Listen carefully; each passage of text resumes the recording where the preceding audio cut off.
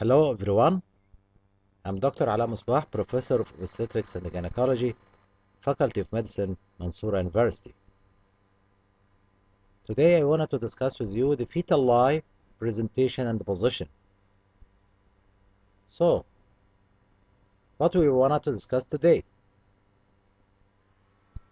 The lie of the fetus, the presentation and the position,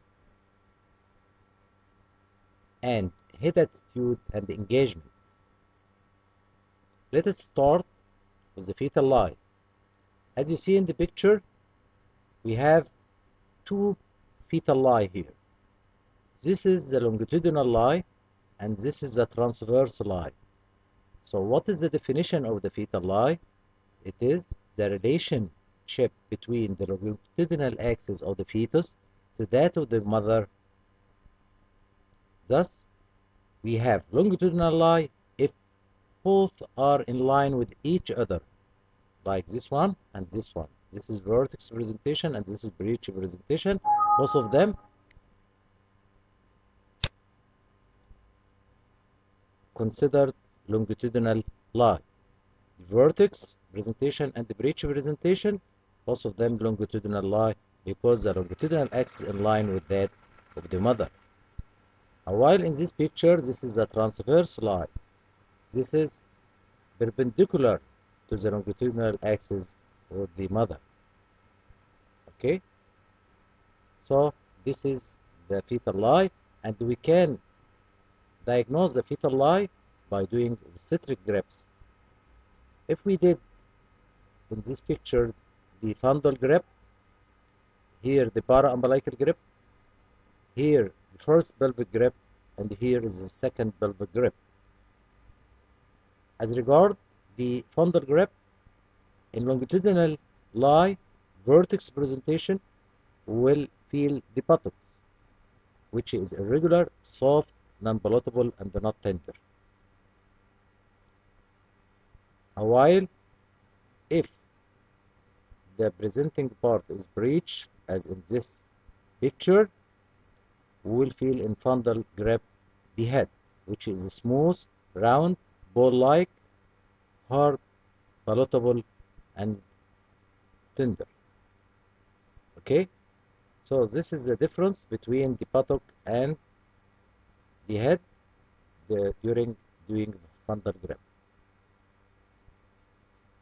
Also, during doing the first pelvic grip, we will feel the head in case of vertex with its character, and we will feel the breech in case of breech presentation with its character. Soft, irregular, not palatable. What about the para-umbilical grip? If in transverse lie, we'll feel the two fetal pool, one on each side, the head on one side and the legs on the other and the buttocks on the other side. So we'll feel the head on one side, the buttocks and the legs on the other side. And when we are doing fundal grip, we'll find it empty because no fetal pool in the fundus. When we do first pelvic grip, we will find it empty also in case of transverse lie. Okay, so during doing the obstetric grips, we can know the longitudinal lie very well and the transverse lie. So fetal lie can be diagnosed by obstetrics grips. What about the fetal presentation? What is the definition of fetal presentation?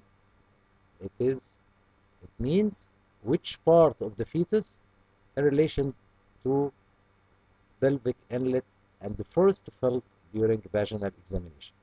Like this picture, this is vertex presentation. This is the first part of the fetus in relation to pelvic inlet. And when we do PV examination, this is the first part to be felt.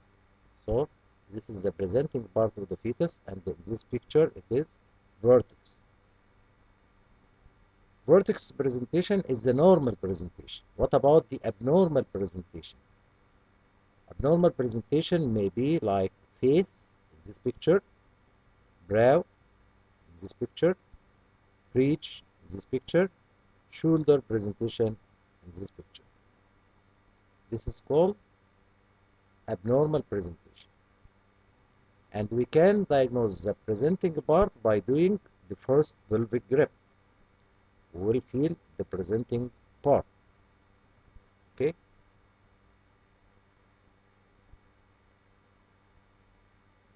What about the fetal position? Fetal position is the relation between the fetal back to the anterior abdominal wall of the mother, whether to the right or to the left or anterior or posterior. So, fetal position means where is the position of the fetal back? As you see in this picture, this is the back is directed to the right and posterior. So, this is called right occipito-posterior because this is the vertex. Okay? So, right occipito-posterior, the back is directed to the right and posterior. So, which part is the right and which is the left? The right is the right to the side of the mother, the right of the mother. So, this is the right side, this is the left side, this is the anterior, this is the posterior. And we search for the back. Where is the back? Anterior or posterior? To the right or to the left?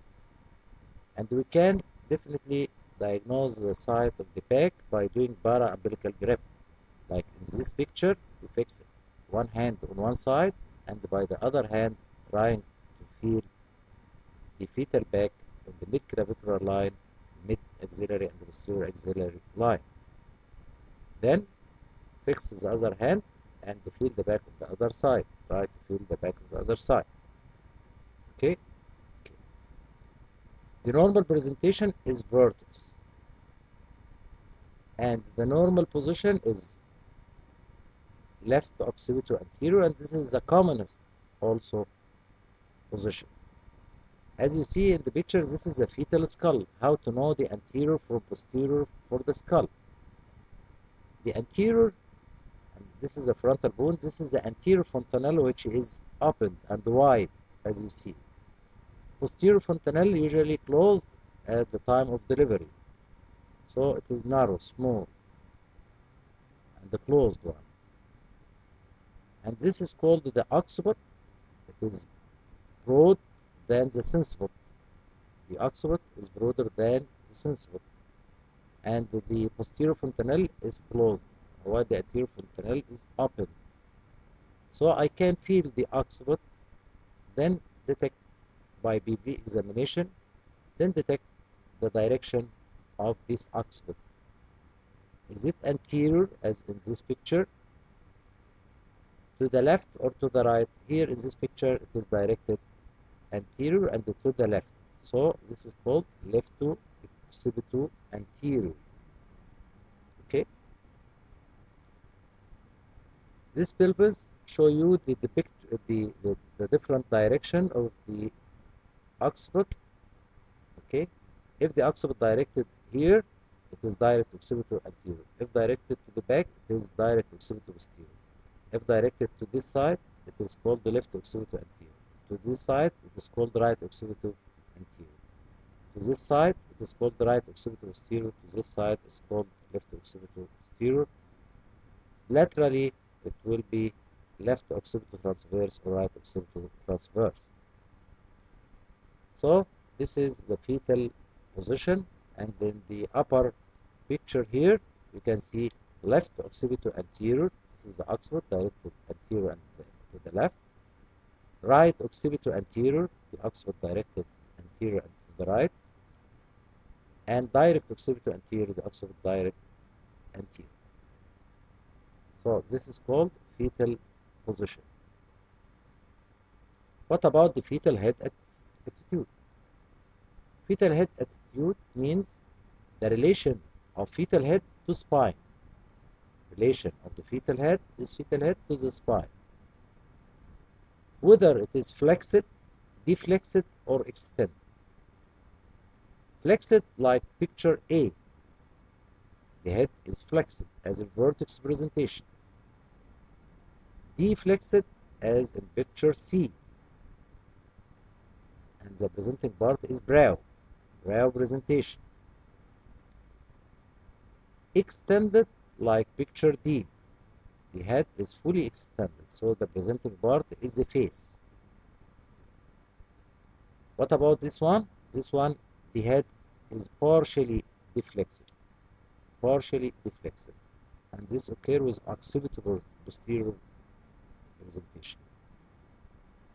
And this is vertex presentation, but partially deflexed or partially flexed.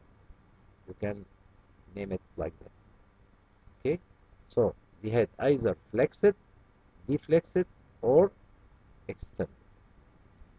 How can we know the fetal head attitude by abdominal examination? By doing the second pelvic grip. We try by one hand to feel the occiput and by the other hand to feel the sinciput. By palpation of the lower part of the uterus and by the palmar surface of the hand directed anteriorly and medially, try to feel the sinciput and the occiput. Then you determine the level of each one. Which one is higher than the other? If the sinciput is higher and the occiput is lower down, this means the head is flexed. If both at the same level, sinciput and the occiput, the head is deflexed. If the sinciput is more lower down, this means the head is extended. Okay? This is called the fetal head attitude.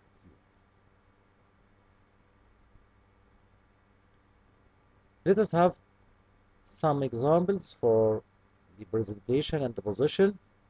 For vertex presentation, this is the varieties of vertex presentation as you see in the picture. This is the commonest one and the most considered the normal one. Left occipital anterior. This is the vertex presentation, and here is the occiput directed anterior and to the left. And this is the skull. This is the anterior fontanelle, and this is the posterior fontanelle. So this is the occiput, and the occiput is broad than the sinciput. Occiput directed anterior and to the left. So it's called the left occipital anterior. We'll take another examples from this picture. This is the right occipital posterior. Where is the back of the fetus? The occiput and the back of the fetus is directed posteriorly and to the right. We said this is the right side of the mother. So this is called right occipital posterior. In this picture, the back is directed to the left and to the back or posterior. So it is called left occipital posterior. In this picture, the back here and the occiput is directed anteriorly and to the left. So it is called left occipital anterior. In this picture, the back and the occiput is directed anteriorly and to the right. So it is called right occipital anterior. Both those pictures transverse. So occipital transverse, this one to the right, this one to the left. So we call it right occipital transverse, left occipital transverse.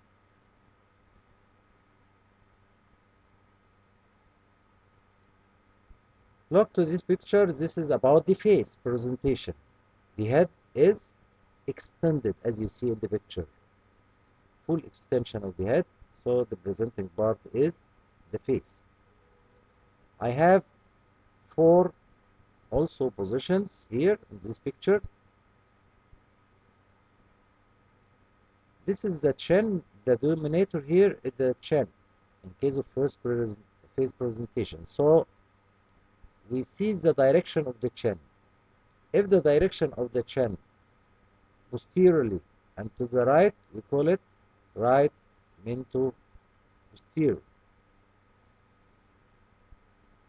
Here's the direction of the chin anteriorly and to the right, so we call it right mento anterior. Here's the direction of the chin to the left and the anterior, so we call it left mento anterior. Here the chin is directed posteriorly and to the right, to the left, sorry. So we call it left mento posterior. This picture high up let you see the difference between brow and the face. This is the face presentation, the head is fully extended, while the head here is deflexed. So the presenting part here is the brow, and the presenting part here is the face.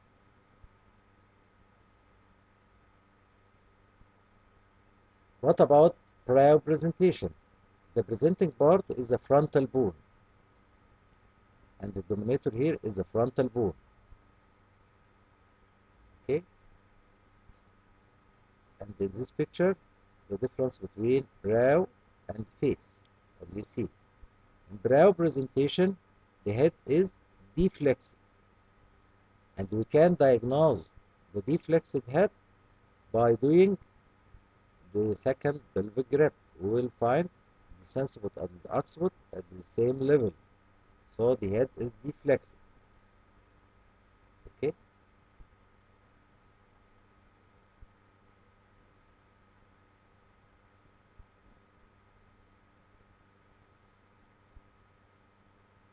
What about breech presentation?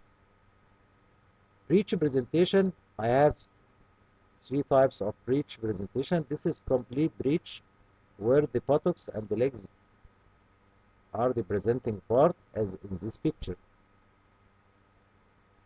Footling, when the baby present by the foot, like this picture.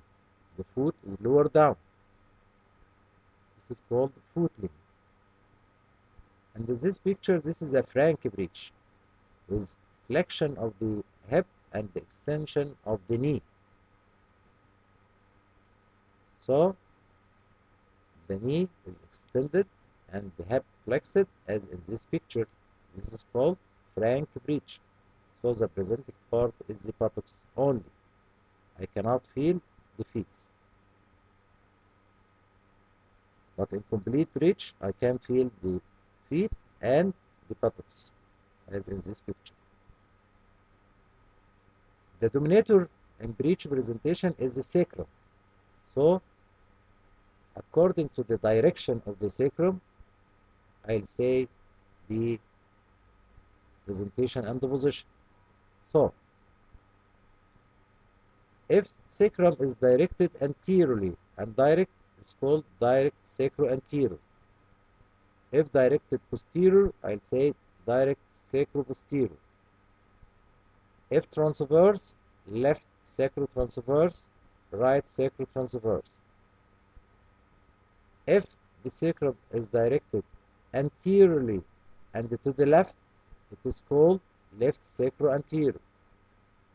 If the sacrum is directed to the right and the anterior, it is called right sacroanterior. In this picture, the sacrum here is directed posteriorly and to the left, so we call it left sacroposterior. In this picture, the sacrum is directed to the right and posterior, so we call it right sacroposterior. This is the varieties of presentation and the position in breech presentation. What about twins? Twins, we look first for the first one. This is the first one and this is the second one.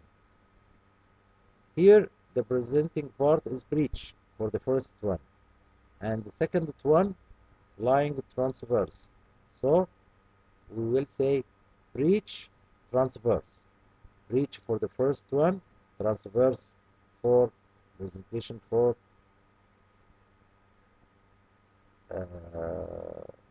and lie for the second one. The second picture here The first one presented by vertex, and second one presenting by breech, and both of them longitudinal. But in this picture, one longitudinal and one transverse line. So we name this presentation vertex breech. Vertex for the first, breech for the second. What about the third picture here?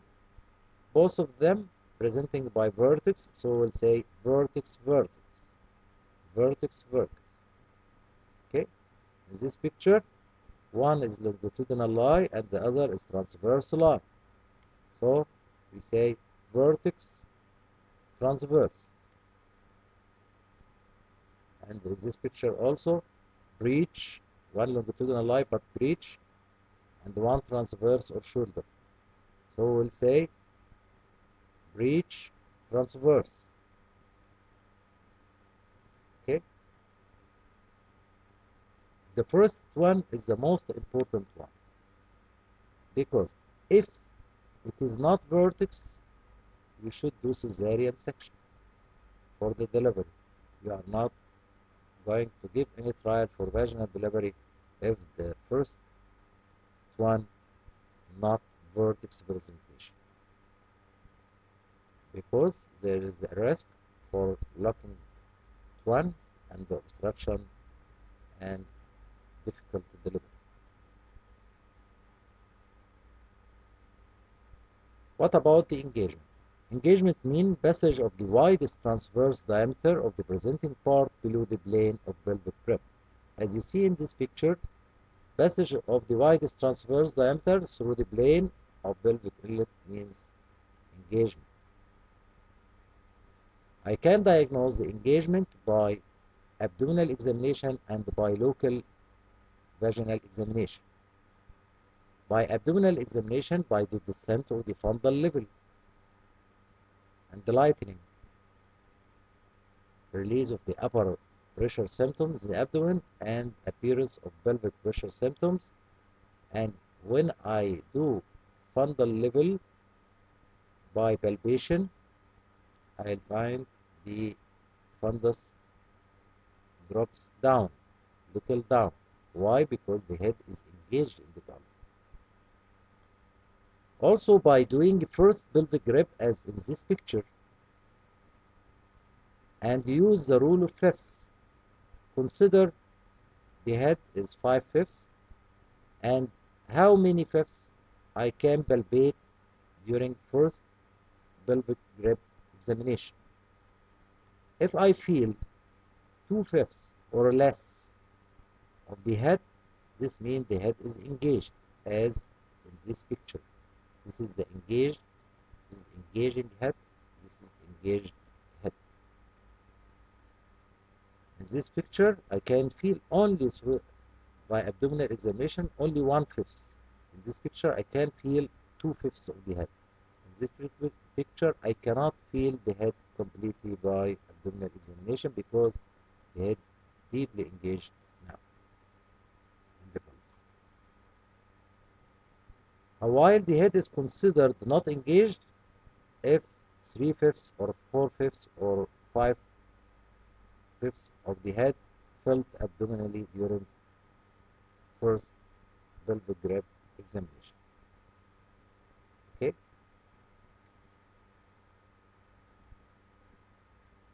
What about the PV examination? The head, when reach the ischial spine, this is considered zero in delay method. So the head is considered engaged, starting from grade 0 to +1, +2, +3. 1 centimeter more, 2 centimeters, 3 centimeters. And if above the level of the ischial spine, I can say -1, -2, -3 centimeters. Okay? So engagement start at the level 0. So by PV examination according to delay method, as in this picture also, which is reaching the presenting part of the level of the ischial spine, which is stage 0, this is considered engaged. More engagement and the center of the head +1, +2, +3. So I can diagnose either by doing abdominal examination for fundal level and first pelvic grab, or by local examination by BV to see the station of the head. Is it at the level 0, at the level of the ischial spine, or below +1, +2, or +3, or above the 0 station -1, -2. So I'll say the head station 0, the head station 1, the head station 2. All these are engaged. If I said the head station is -1, -2, -3, so you understand now very well that the head is not yet engaged. Okay, also this is the first pelvic grab, as you see, and use rule of fifths as we mentioned before. This is the last slide. I hope this lecture was clear. Thank you. I'm Dr. Ala Musbah, Professor of Obstetrics and Gynecology, Faculty of Medicine, Mansoura University.